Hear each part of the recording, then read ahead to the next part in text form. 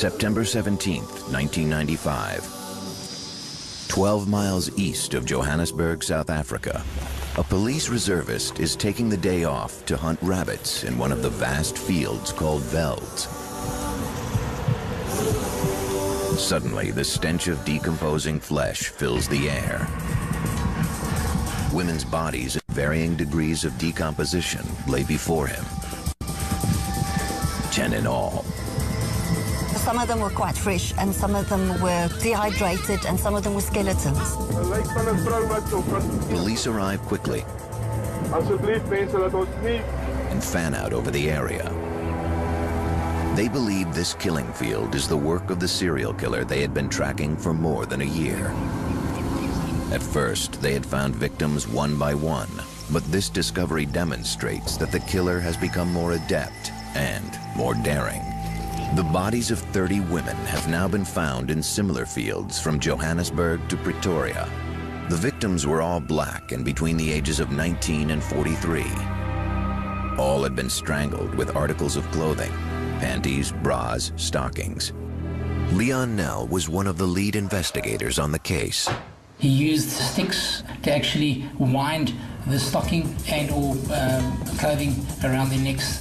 The first body connected to the killer was found on July 16, 1994, outside of Johannesburg.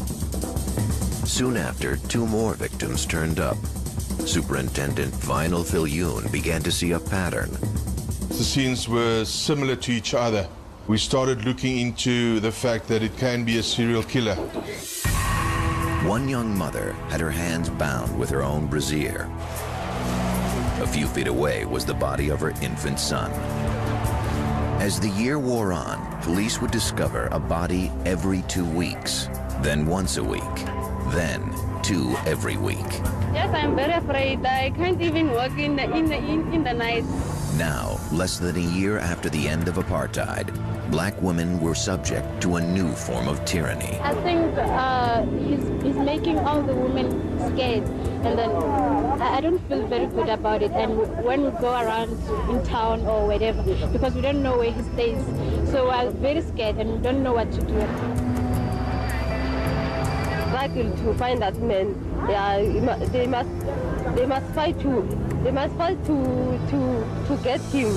The police can't cope with this type of criminal activity without the wholehearted support of the community. And we would like to appeal to the community once again to come forward with any portion of possible information.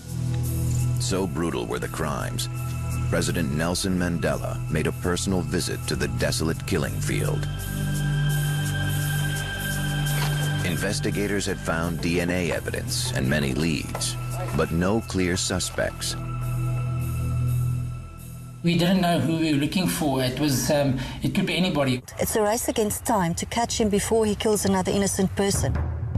Then, while sifting through evidence, police investigator Leon Nel remembered a recent news story about a missing woman. There was an article in the Star newspaper about a lady, Trifina Mkhotsi. She disappeared under very suspicious circumstances.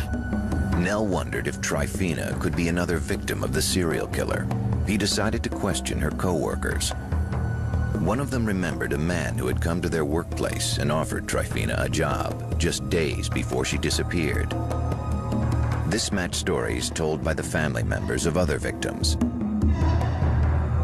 But this time, Trifina's friend, Esther Malangu, remembered a name. He told us that his Moses SITHOLE. He told us his name.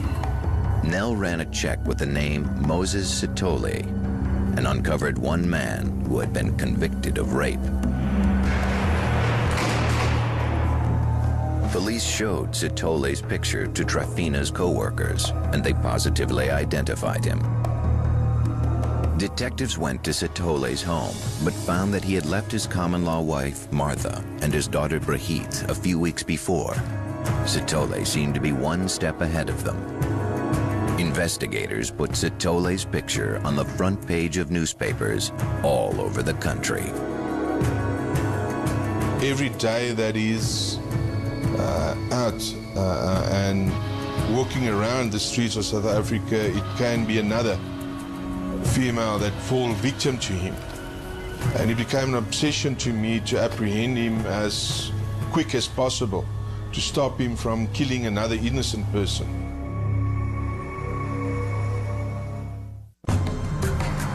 October 1995.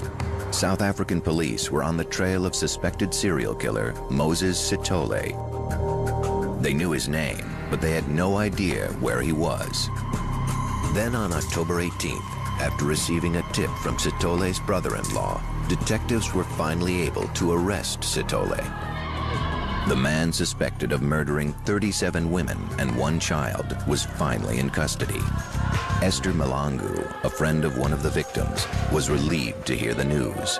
The woman I'm working with, we were screaming, saying that that's it, they catch him at last. We're going to be safe now. While SITHOLE awaited trial, a fellow inmate managed to secretly videotape an interview with him. They offer you money? No. But you didn't want sex from them, you just wanted them? No, I didn't go for, I was not in a holiday. I was crossed, I was hurt, I was aggressive. SITHOLE felt that he had been betrayed by women his whole life and that his hatred was justified. When we try to understand a serial killer, or any criminal for that matter, things have to be looked at. How and where this person grew up. Moses was the 4th child of Sophie and Simon Tangawira SITHOLE. He was born on November 17, 1964, in the South African township of Vosloorus. It was a time when the apartheid government controlled blacks by segregating them in isolated areas. Any dissent was met with extreme force. Many black leaders were jailed.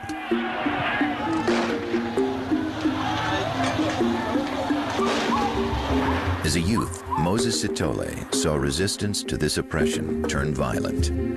The moment you wake up in the morning to the moment you lay down to sleep, it's this struggle against this government, this oppressive power, and it affects everything that you do in your life. Black workers were forced to live in company housing near the factories and mines where they were employed. Moses was a bright and curious boy, but he had few opportunities for education. Life within his tin-roofed home was difficult. He'd been abused by his mother, who he says was an alcoholic, from a stepsister that he says abused him, from being raped by a woman in his younger years. Then, when he was 6 years old, Moses' father died. Because Simon SITHOLE was the sole provider, Sophie and her 6 children were evicted from their home. Moses spent the remainder of his childhood bouncing from one poorly run youth home to another. SITHOLE described these conditions more than 20 years later during his prison interview. The treatment was bad, really bad. You had to be strong to survive. Miserable, Moses escaped when he was about 8 years old and tried to return to his mother. He made his way home crossing vast velds and passing through shanty towns. But there was no joyous reunion. Instead, his mother sent the boy back to the orphanage. Hurt has been my daily bread. Hurt has been my prayer. Every minute, every second, every day, every week, every month, and every year. Because of a feeling of powerlessness, starts to fantasize about a way to obtain power. When he was about 11, Moses was moved to yet another orphanage in KwaZulu-Natal, an apartheid-designated black homeland near the Indian Ocean. In his early teens, Moses ran away again. He hitchhiked 300 miles back to Vosloorus to stay with his older brother Patrick. Now on his own, Moses worked menial jobs. He trained as an amateur boxer, building his strength. He also became popular with local women for his charm and disarming smile. SITHOLE's defense attorney, Eben Jordan. What I can tell you, he is a very intelligent man. Well-spoken. Apparently he was a member of the library in Pretoria. He took out classical music CDs. But his friendly demeanor hid a warped view of women. He was quick to anger. The slightest rejection from a member of the opposite sex could trigger a violent rage. The first time SITHOLE acted on these impulses came in 1987, when he attacked his girlfriend's sister, 38-year-old Patricia Khumalo. He lured her to the mine dump in Cleveland, Johannesburg, where he raped her. He left Khumalo tied up with her clothing thrown up over her face. She managed to escape, but fearing for her life, she never went to the authorities. SITHOLE had not yet killed, but like other serial killers, this first crime established a pattern, one that would become more violent and complex over the next 8 years.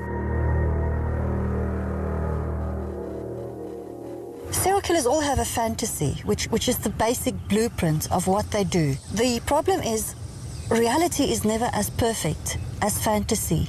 So they keep on repeating it in order to get it right, to get it perfect. And the problem is, it will never be as perfect as it is in your fantasy. A desolate veld outside of Johannesburg would soon become the stage for Moses SITHOLE's twisted fantasies of power and death.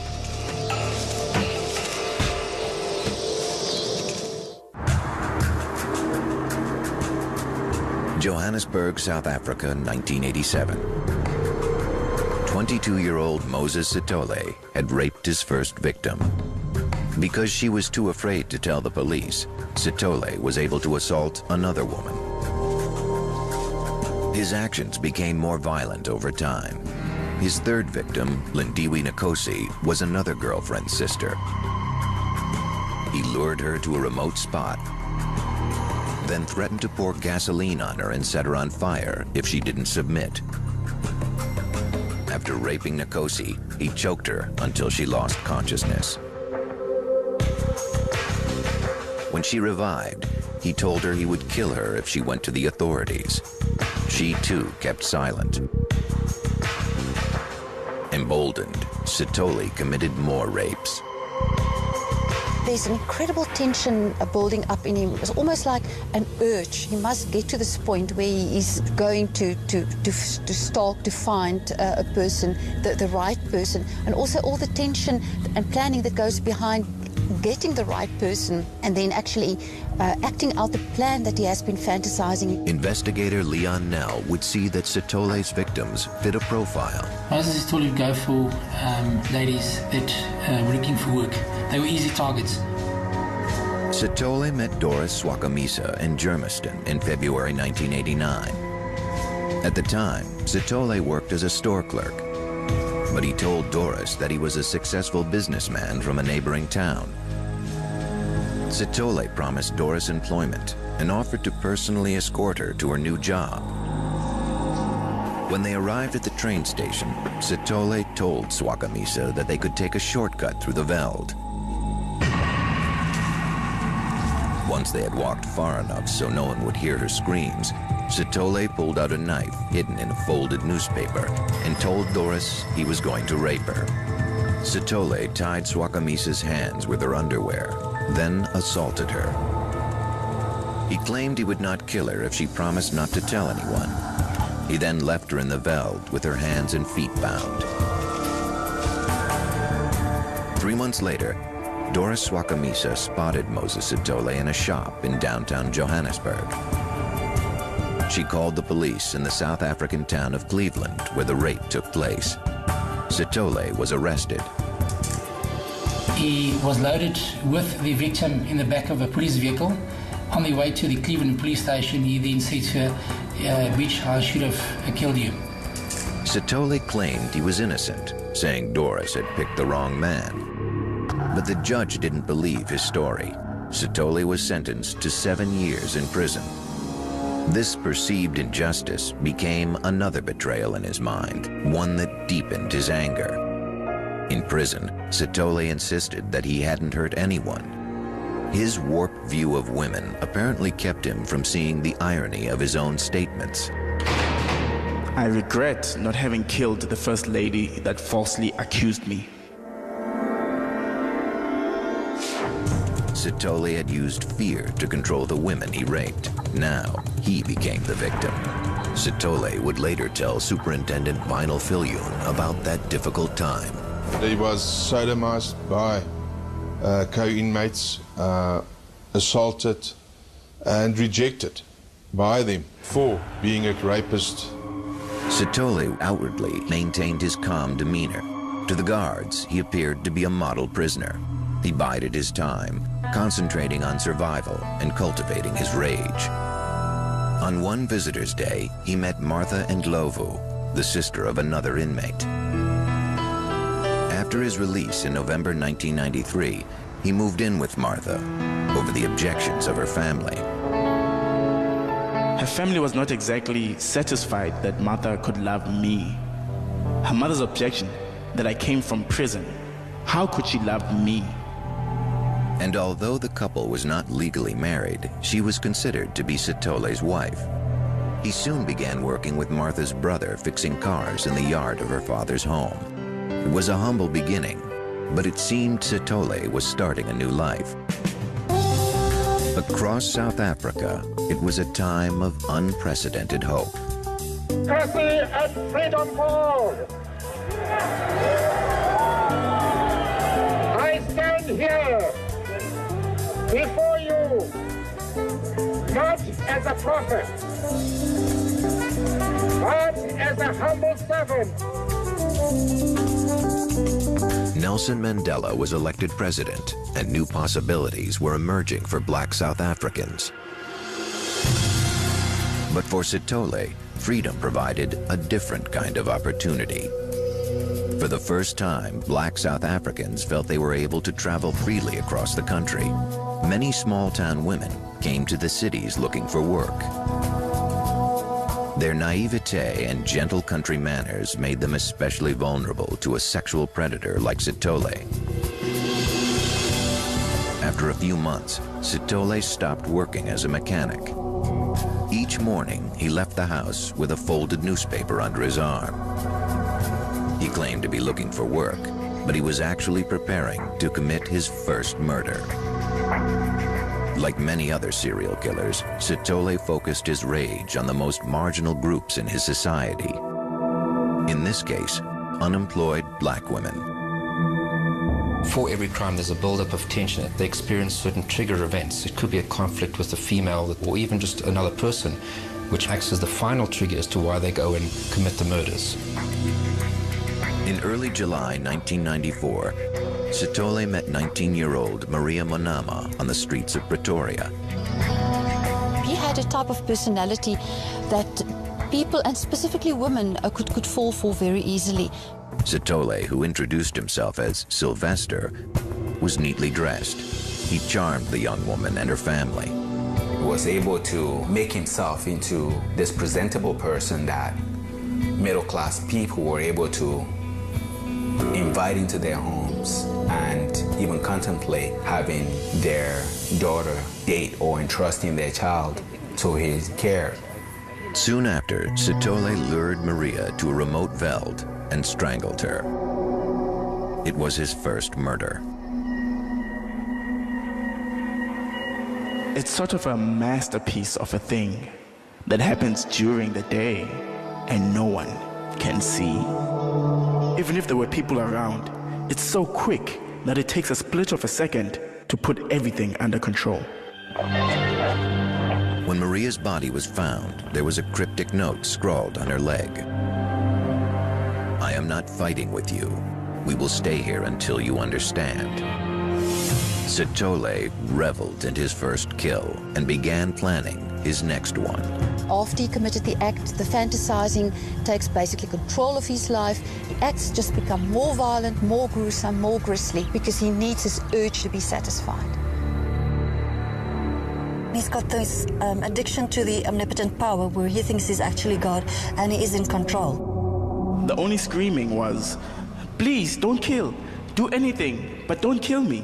And some of them will pray to me like a god. By July 1994, South African Moses SITHOLE had progressed from rape to murder. Over the next 4 months, he assaulted and strangled 5 women. Inspector Leon Nell was part of a manhunt for the elusive serial killer. SITHOLE had managed to stay one step ahead of police. Right from the outset, we had problems. We were busy with the post-mortem in Johannesburg mortuary. When they would call, there's another scene. The police would go and remove the body, process the crime scene, and 2 days later you'd have a body at the same spot. That's very arrogant. The local papers gave detailed accounts about how the killer cleverly lured his victims into the veld. The notoriety only fueled SITHOLE's desire for violence. Very often serial killers are thrill-seeking. They love the media attention. They absolutely adore to be the pivot around which so much activity goes on. As SITHOLE grew more adept at killing, he developed an intricate system for attracting victims. First, he would approach a woman who was looking for work, and he would claim to have a high-paying job for her. Then, he would slowly earn her trust. After interviewing relatives of SITHOLE's victims, Police Superintendent Vinyl Viljoen noticed a pattern. He says he'll be able to help her to get work. Then he'll make another appointment with her. Then they'll sit and just discuss ordinary things, drink cold drinks, and then make another appointment. Then he'll say to her, okay, let me take you to where I can get you a work. In the final phase, SITHOLE would arrange to meet the woman in a crowded area where they wouldn't be noticed. SITHOLE would then flag down one of the hundreds of minibuses that work as taxis in the black areas of Johannesburg. Investigators believed that SITHOLE acted out this elaborate hoax because he found pleasure in manipulating his victims. So we mustn't just isolate the rape and the murder as the crime, but rather what happens before, during and after. Even while he's walking with his victims, he's already successful. He's convincing them to come with him.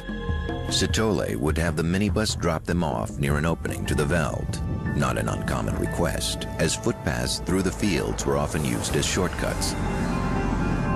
He would lead his victim down the path and out of sight, then take out his knife and make her disrobe. He could not just control the life of the woman that he was about to kill, but he also could control her emotions. He could make her so scared, most probably pleading for help, but it must have increased his feeling of being powerful tremendously. After raping the woman, he would often strangle her with her own underwear. When you strangle a person, you can actually release your hold and the person will regain consciousness. And if you put pressure, they can actually lose consciousness again. So you can extend the period of death. It's every serial killer's fantasy. SITHOLE would torture his victim.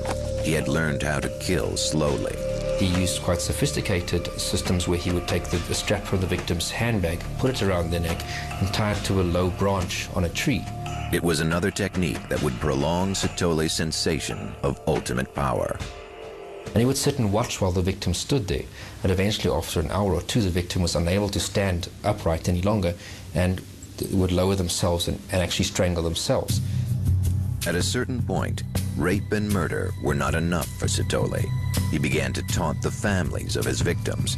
He called the grandmother of one woman and told her, "It serves you well. You are now walking over the grave of Monica." SITHOLE now believed he could manipulate anyone at will. Moses SITHOLE also once phoned the police anonymously and gave them a name of his brother-in-law or somebody, which the detectives actually picked up and interrogated. And when the guy got home, he would tell Moses SITHOLE about the interrogation, which I think was a very clever way for Moses to find out what do they know and what do they ask.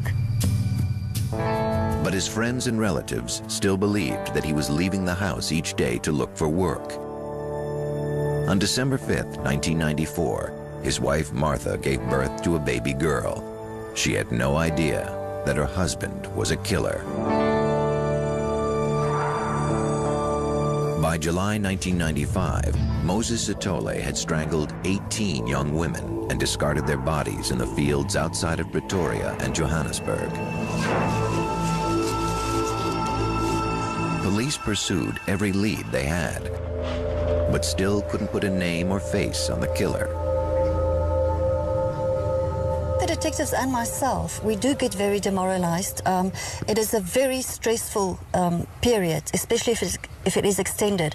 And you do eventually feel responsible for the women who killed. It's another innocent life. Whenever a serial killer is on the loose, the community in which such a person operates is becoming extremely frightened.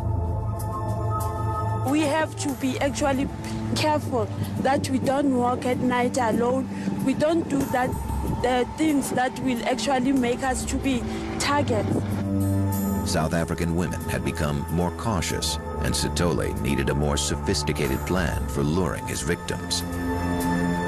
He read the newspaper daily and kept abreast of the changing conditions in the country. In time, he began to see a way to take advantage of the social reform. SITHOLE, who had grown up mostly in orphanages, invented a fictitious social service agency called Youth Against Human Abuse. The supposed mission of the organization was to reunite orphans and their families. He claimed he was looking for new employees and began distributing phony job applications to women. In August 1995, SITHOLE got in touch with a prominent photographer and introduced himself and his organization. SITHOLE told the man that he needed to find a group home for 2 homeless children. The photographer helped him get access to a children's home called Kids Haven. Outside the center's laundry, he met Trifina Mahotsi, a single mother who supported an extended family by working at Kids Haven. Trifina's friend and co-worker, Esther Malangu, remembers that day. She was staying with her mother and 1 sister and 2 brothers in Pretoria. And she was the only person who was working. He offered Trifina a hefty bonus if she would come work for Youth Against Human Abuse. Trifina quickly took an application. She was thinking, I'm going to support all my family. So she was happy, very much happy. SITHOLE returned the next day to tell Trifina that her application had been accepted. He made an appointment to take her to her new job. He would meet her at the train station and they would travel together. I was very much jealous about Trifina. She's going to get a new job and a huge money like that. But Trifina was never heard from again. Her disappearance would eventually lead investigators to Moses SITHOLE. By August 1995, Moses SITHOLE had killed 20 women. He had dumped their bodies in the isolated areas around Johannesburg.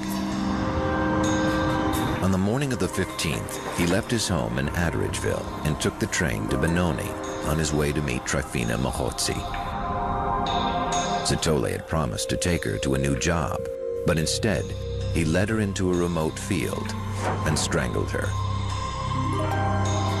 When Trifina didn't come home, her sister Noketi began to worry. We started to panic and my mother stood up and went to the police stations. The newspapers published a photo of the missing woman. 1 month later, a police reservist stumbled across a field near Boksburg prison littered with bodies. Trifina Mahotsi's body was one of the 10 found there. The black community held a prayer vigil for the murdered women and demanded swift justice. As a black man in that community, if I know that you did that to my sister, my mother, my daughter, I'm not going to wait for the police to come and give me any kind of justice. I will get people together and you will be punished. Inspector Leon Nell and his team canvassed a children's home called Kids Haven where Trifina had worked. Through her co-workers, police learned that on the day she disappeared, she had gone to meet a man named Moses SITHOLE. But SITHOLE is a common name in South Africa. So Nell returned to the facility and passed around a mugshot of a specific man, a Moses SITHOLE who had been arrested for rape in 1989. We showed it to the people at Kidshaven, Esther Mshlangu, and the other relevant people that pointed him out, and that's how we knew it was Moses SITHOLE. Authorities finally knew the identity of the serial killer they had been seeking for over a year. But as investigators closed in, SITHOLE developed a new scheme to evade capture. He called members of the press in an attempt to gain information about the investigation. At 6 o'clock on October 2nd, 1995, the phone rang in the newsroom of the Johannesburg Star. Reporter Tamsin de Beer took the call. I answered the phone and I heard the words, "I'm the man that everyone is looking for." The person on the other end of the line introduced himself as Joseph and claimed to be responsible for the murders. It was like alarm bells ringing in my head, like, get your typing fingers going, get your wits about you. De Beer quickly began to transcribe the call. Over the next days, she and the killer would have 3 lengthy conversations. He would call from a phone booth, and there was a degree of trust that we were building up. He was a very well-spoken, charming person on the telephone. I mean, he had an accent, so English wasn't his first language. So I imagine in his first language he was quite charming. He told De Beer he was killing out of revenge for being wrongly convicted of rape. He claimed the murders were committed to draw attention to the injustice he had suffered. He didn't want to be caught by the police. That was in fact his motive for calling. He wanted to outsmart them. De Beer thought it might be a hoax, but the caller gave vivid descriptions of the killings. As the calls continued, SITHOLE confided more and more to 26-year-old De Beer. He described how some women would fight, other women would just give up. It was of some interest to him, I think, how certain women would respond and others would fight. I remember him saying that some women were as strong as men, and he really struggled with them. De Beer contacted the police and gave them transcripts of the conversation. Still, they were not certain that she was dealing with the actual killer. The next time Joseph called, she asked him to prove he was the serial murderer. He then told her the location of a body in the Eastern Rand area of Johannesburg that the police had not yet found. It wasn't a recent victim. He said there was a piece of metal over her body and that he had gone back and he had lifted up the piece of metal and found her there, and she was basically a skeleton at this point. De Beer relayed the information to the authorities. After several searches, investigators discovered the woman in a veld outside Johannesburg. He then described where another body was, a relatively fresh one, that she was hanging half in a tree. Police found that body just as Joseph described. It was the killer's latest victim, a 31-year-old woman who had disappeared just the day before. Police were waiting nearby when SITHOLE contacted De Beer for the 3rd time. When the money ran out on SITHOLE's payphone, De Beer asked for the number to call him back, and he gave it to her. Investigators traced the number to a nearby train station. De Beer kept SITHOLE on the line while officers rushed to the station. He said, "Hang on," and the phone went dead. There was nothing. And I remember on the line going, "Hello, hello, hello, hello." De Beer was upset. During the course of their phone conversations, she had begun to feel empathy for him. I was quite alarmed that perhaps the police had shot him. And I remember thinking, no, shame, you know, this poor man out there, this lost, broken person, which of course he was, but he was also a monster. SITHOLE was now on the run, and police were desperate to catch him before he killed again. On October 13th, 1995, his photo appeared on television and in newspapers from Johannesburg to Pretoria. That evening, Tamsin de Beer's phone rang again. This Joseph character basically shouted at me about how could I have done that? But what did I do? We had a trust going. I broke the trust. A few days later, Moses SITHOLE got in touch with his brother-in-law, Maxwell Makabene, hoping to get a gun. Makabene told SITHOLE he would help. He arranged to meet SITHOLE at the factory where he worked. Maxwell then called the police. Undercover police officer Francis Molovetsi was posted at the gate ready to arrest the murderer. When SITHOLE arrived, he sensed the trap and fled. He ran into a dark alley. Officer Molovetsi was close behind. Suddenly, SITHOLE turned and took a swipe at the officer with an axe. In response, Molovetsi fired several shots. SITHOLE was hit in the abdomen and the leg.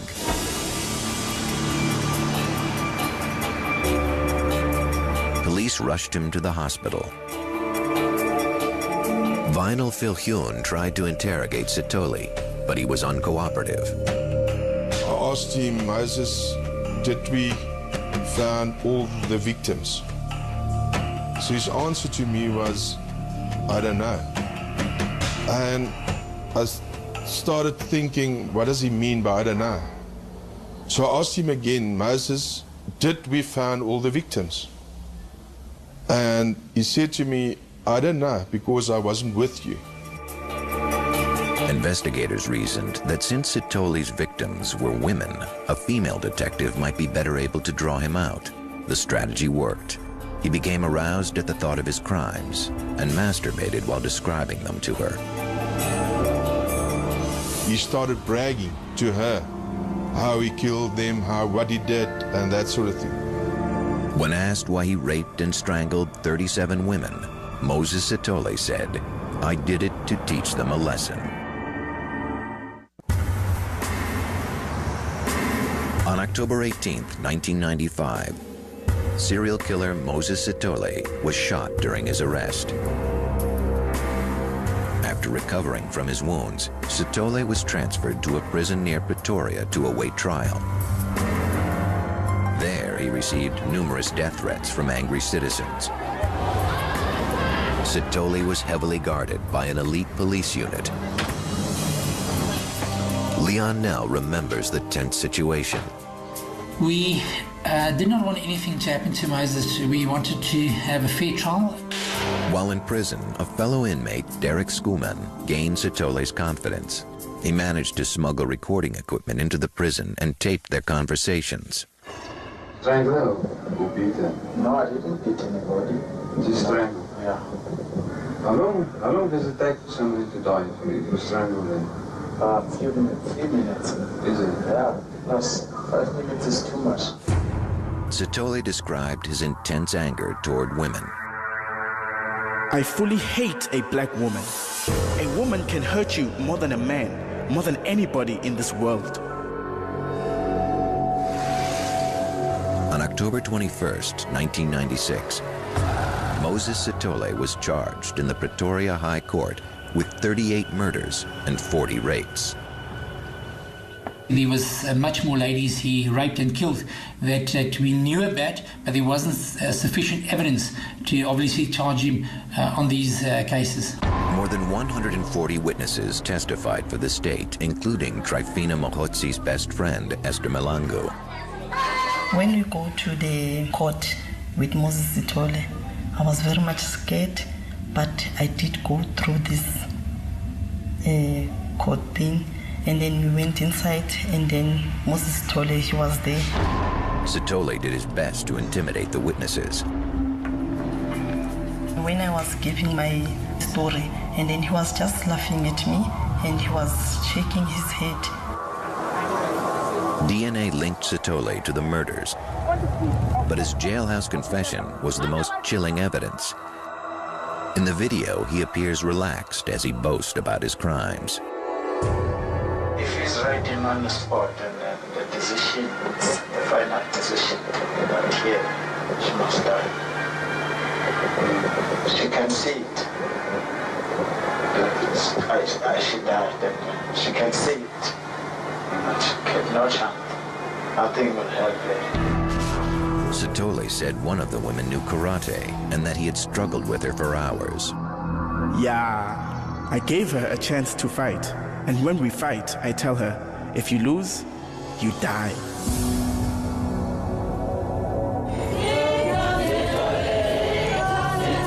Outside the courtroom, women banded together and voiced their anger in song. Here they are chanting, "Why are you killing us, SITHOLE? Why are you killing us?"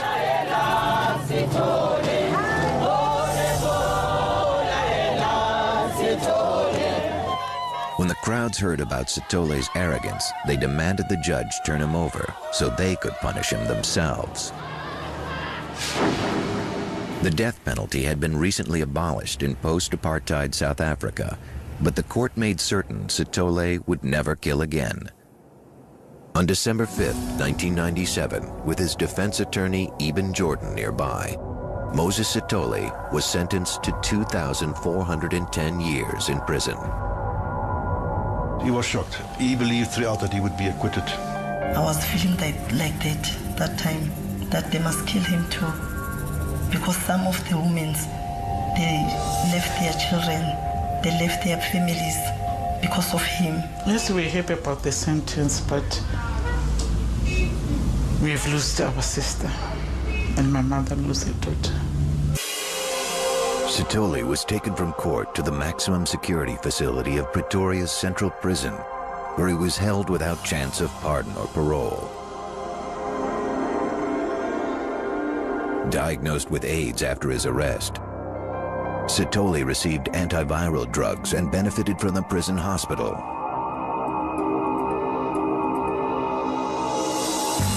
His wife Martha and Lovu and their daughter Brahit were not as lucky. They were also infected, but like millions of other poor Africans, they did not have the money for medications. Moses SITHOLE began his terrifying killing spree at a time when black Africans had enormous hopes for the future. At that point in history, he could have made himself into the person that he pretended to be. Instead, he took the lives of 37 women and 1 child, spreading heartbreak and fear throughout his community. I feel so painful when I remember my daughter going out saying he's going to look for work, and he never came back.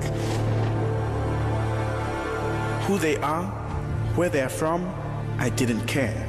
It's just the type of woman that reminds me of the woman who falsely accused me. And then I just kill her. It is very important to understand they need to feel in control of everything. Feeling in control not only of the woman he was killing and raping, but of the whole world around him. Some experts believe that SITHOLE's warped perception of women was formed early in childhood as a result of abuse. But they say even that doesn't explain everything. We cannot say that there's a cause and effect between being abused as a child and then later becoming a criminal, because so many people successfully overcome what has happened to them as children. I was out there to do a job that has been done to me, the thing that I have to give back, eye for eye.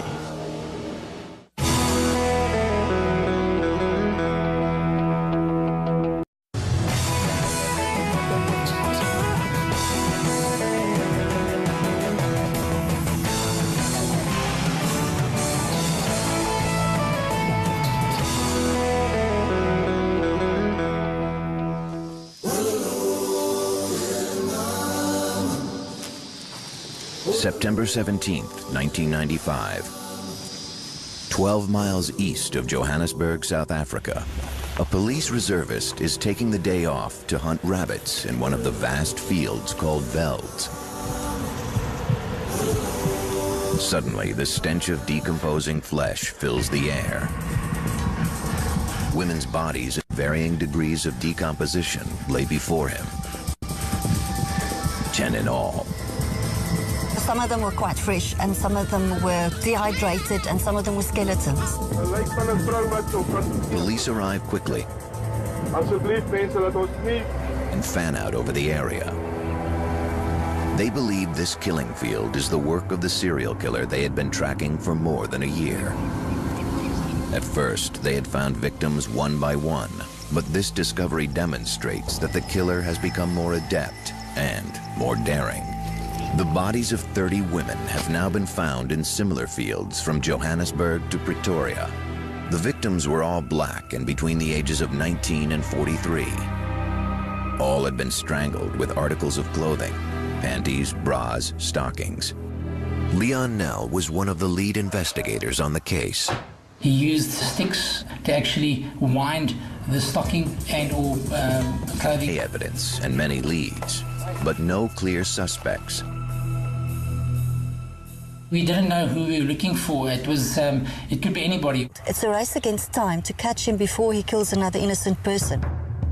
Then, while sifting through evidence, police investigator Leon Nell remembered a recent news story about a missing woman. There was an article in the Star newspaper about a lady, Trifina Mokgotsi. She disappeared under very suspicious circumstances. Nell wondered if Trifina could be another victim of the serial killer. He decided to question her co-workers.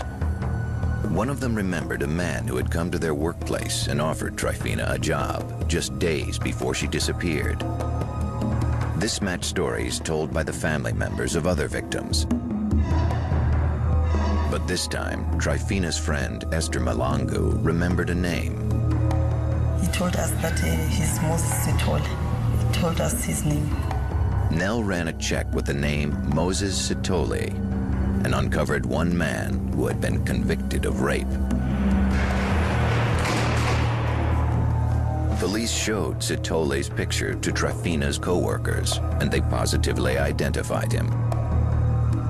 Detectives went to SITHOLE's home, but found that he had left his common-law wife, Martha, and his daughter, Brigitte, a few weeks before. SITHOLE seemed to be one step ahead of them. Investigators put SITHOLE's picture on the front page of newspapers all over the country. Every day that he's out and walking around the street. Around the necks. The first body connected to the killer was found on July 16, 1994, outside of Johannesburg.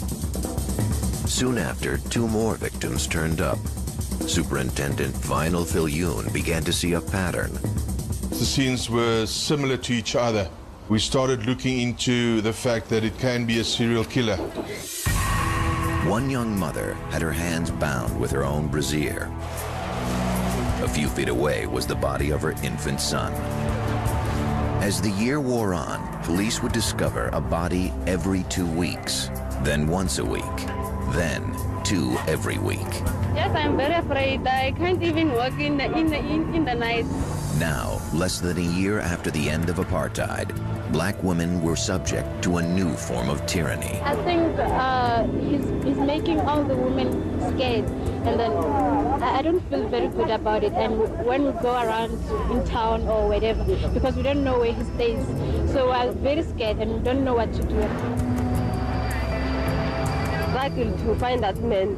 Yeah, they must fight to get him. The police can't cope with this type of criminal activity without the wholehearted support of the community. And we would like to appeal to the community once again to come forward with any portion of possible information. So brutal were the crimes, President Nelson Mandela made a personal visit to the desolate killing field. Investigators had found DNA. This person grew up. Moses was the 4th child of Sophie and Simon Tangawira SITHOLE. He was born on November 17, 1964, in the South African township of Vosloorus.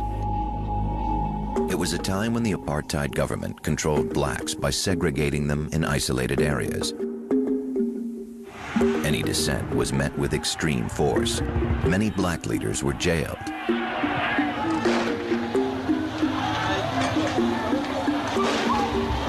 As a youth, Moses SITHOLE saw resistance to this oppression turn violent. The moment you wake up in the morning to the moment you lay down to sleep, it's this struggle against this government, this oppressive power, and it affects everything that you do in your life. Black workers were forced to live in company housing near the factories and mines where they were employed. Moses was a bright and curious boy, but he had few opportunities for education. Life within his tin-roofed home was difficult. He'd been abused by his mother, who he says was an alcoholic, from a stepsister that he says abused him, from being raped by a woman in his younger years. Then, when he was 6 years old, Moses' father died. Because Simon SITHOLE was the sole provider, Sophie and her 6 children were evicted from their home. Moses spent the remainder of his childhood bouncing from one poorly run youth home to another. SITHOLE described these conditions more than... For South Africa, it can be another female that fall victim to him. And it became an obsession to me to apprehend him as quick as possible, to stop him from killing another innocent person.